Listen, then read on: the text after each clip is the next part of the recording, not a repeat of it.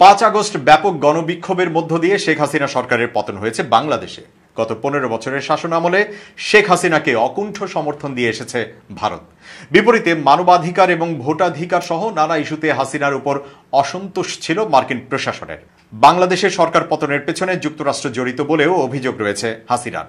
এদিকে রাশিয়ার সংবাদ মাধ্যম স্পুটনিক এক প্রতিবেদনে জানিয়েছে, গোপনে বাংলাদেশের মতো ভারতের সরকার পরিবর্তনের ছক কষছে যুক্তরাষ্ট্র। প্রতিবেদনটিতে দাবি করা হয়, মার্কিন গোয়েন্দা সংস্থা সিআইএ বন্ধুত্বের আড়ালে নাকি মোদী সরকারকে উৎখাতের জন্য ব্যাপক প্রচেষ্টা চালাচ্ছে।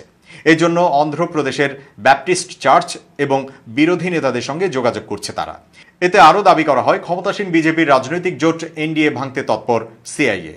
এজন্য অন্ধ্রপ্রদেশের মুখ্যমন্ত্রী চন্দ্রবাবু নাইডুকে টার্গেট করেছে গোয়েন্দা সংস্থাটি। পাকিস্তানি বিরোধীদের অনাস্থা প্রস্তাবে ক্ষমতাচ্যুত হয়েছিলেন ইমরান খান। ভারতের বর্তমান মোদী সরকারও জোটের উপর নির্ভরশীল। জোট ভাঙলে সরকার টিকিয়ে রাখতে হুমকির মুখে পড়তে পারে নরেন্দ্র মোদী। স্পুটনিকের প্রতিবেদনে দাবি করা হয়েছে, সিআইএ ভারতের বিরোধী নেতাদের সঙ্গে দেখা ও আলোচনা করেছে।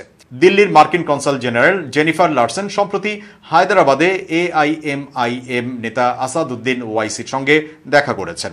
এর আগে তিনি মুখ্যমন্ত্রী চন্দ্রবাবু নাইডুর সঙ্গেও দেখা করেছিলেন এই মার্কিন কূটনীতিক। শুধু তাই নয়, তিনি তেলেঙ্গানার মুখ্যমন্ত্রী কে চন্দ্রশেখর রাওয়ের সঙ্গেও দেখা করেন। এসব সাক্ষাৎকে বেশ সন্দেহের চোখে দেখছে রাশিয়ার সংবাদ মাধ্যমটি।